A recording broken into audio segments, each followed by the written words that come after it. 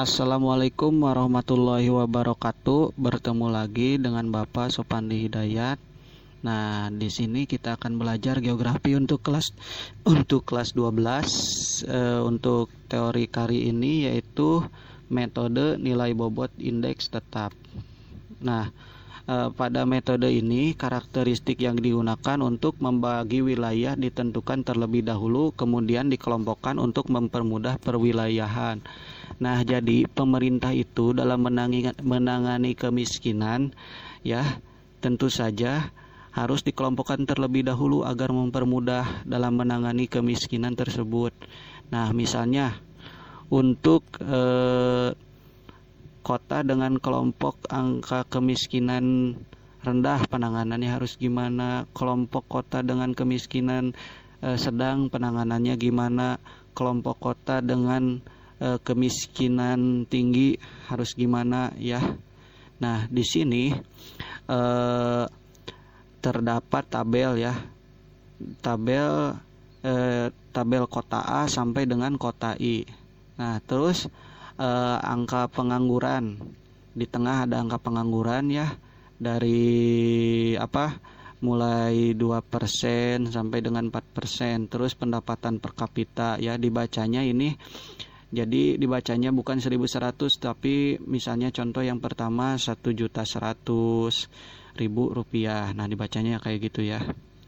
Nah, sebelum kita menghitung seperti tabel kayak gini, kita itu harus mengetahui asal angkanya di mana. Nah, dari itu kita harus kita itu harus mengetahui aturannya kayak gimana. Nah, di sini, ya, setiap angka pengangguran sebesar 1% akan berbobot 2, ya. Jadi nah, tadi misalnya angka penganggurannya untuk kota E, ya, atau untuk kota F aja lah. Untuk kota F angka penganggurannya 3%. Kita lihat, ya, di sini. Nah, kan F tuh 3. Nih, angka 3 ini berasal dari tadi angka 3%. Nah, di sini. Terus untuk 2-nya dari mana? Untuk angka 2 ini kan tadi sudah jelas, ya. Setiap angka pengangguran sebesar 1% akan berbobot 2, makanya dikalikan 2. Terus selanjutnya 1 itu dari mana? Nah, di sini pendapatan per kapita di bawah 1 juta berbobot 1. Sementara itu pendapatan per kapita di atas 1 juta berbobot 2, ya. Nah, maka dari itu ini angka 1 itu dari mana? Nah, ini kan ini di bawah pendapatan per kapitanya tadi. Untuk F itu di bawah 1 juta, ya. Nah, untuk di bawah 1 juta tadi diberi nilai bobot 1. Nah, ini, ya. Nah, jadi cara hitungnya gini. 2 kali 2 ditambah 2 sama dengan 6. Nah, tadi untuk yang F, 3 itu berasal dari tadi angka penganggurannya 3%. Nah, tadi setiap persen dikali 2, ya. Jadi 3 kali 2. Nah, terus angka 1 dari mana? Kan tadi untuk pendapatan per kapita di bawah 1 juta, maka diberi nilai indeks 1. Sementara untuk pendapatan per kapita di atas 1 juta diberi nilai indeks 2. Nah, tadi kan, nah, untuk yang A misalnya, ini pendapatan per kapitanya 1.100.000, sementara angka penganggurannya 2%. Nah, ini kan 2 kali 2 itu berasal dari mana? Yang sebelah kiri. Nah, 2 itu berasal dari tadi angka penganggurannya sebesar 2%. Nah, terus ini ditambah 2, 2-nya dari mana? Nah, 2-nya itu kan tadi dari aturan ini, ya. Pendapatan per kapita di atas 1 juta diberi nilai bobot 2. Nah, maka nilainya 2 kali 2 sama dengan 4 ditambah 2, 6. Nah, sebelum kita menentukan wilayah 1, misalnya wilayah D dan G itu masuk ke wilayah 1, kita itu harus mengetahui dulu cara hitungnya gimana nih untuk bobot indeks untuk menentukan wilayah tersebut, wilayah 1, 2, 3. Nah, di sini cara hitungnya ya. Nah, yang pertama, rata-rata bobot wilayah kota X adalah 55 dibagi 9 sama dengan 61. 55 itu dari mana? Nah, 55 itu dari jumlah ya, jumlah nilainya tuh sudah terlihat jelas ya, 55 yang paling bawah. Nah, terus angka 9 dibagi 9, 9-nya dari mana? 9-nya itu dari ini, hitung aja, A1, B2, C3, D4, E5, F6, G7, G8, ya pokoknya 9 itulah, dari A sampai I itu 9 ya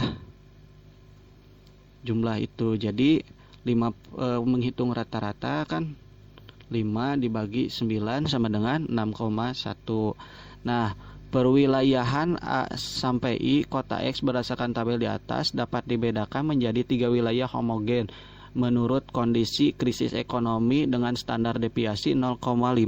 Ketiga wilayah itu nah, cara menentukannya yang pertama ya, untuk wilayah 1 tentukannya, misalnya wilayah 1 itu angka tingkat kemiskinannya rendah.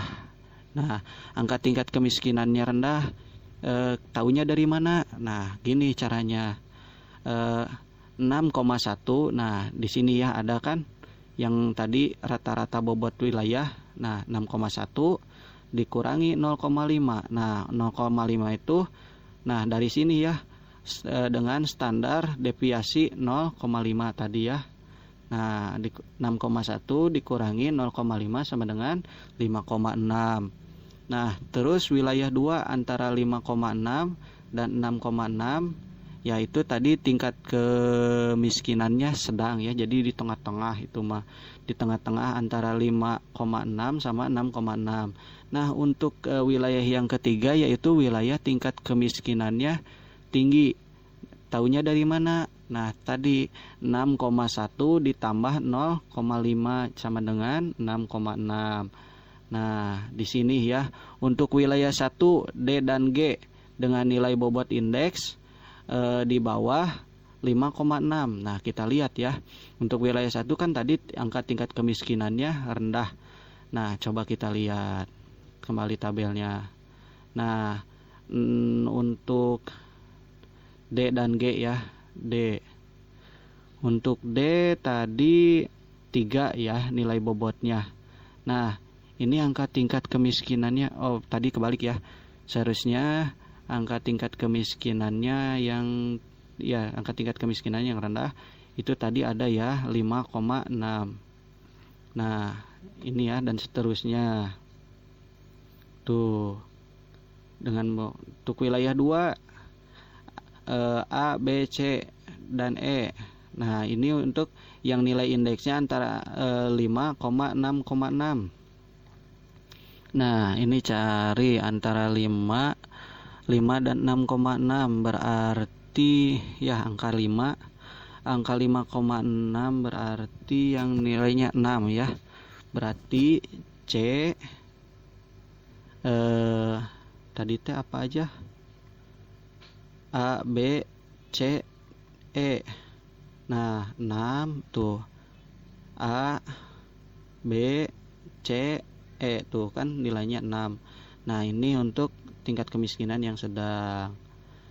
Nah, untuk selanjutnya wilayah 3. Wilayah 3 itu F, H, dan I dengan bobot indeks di atas 6,6 ya.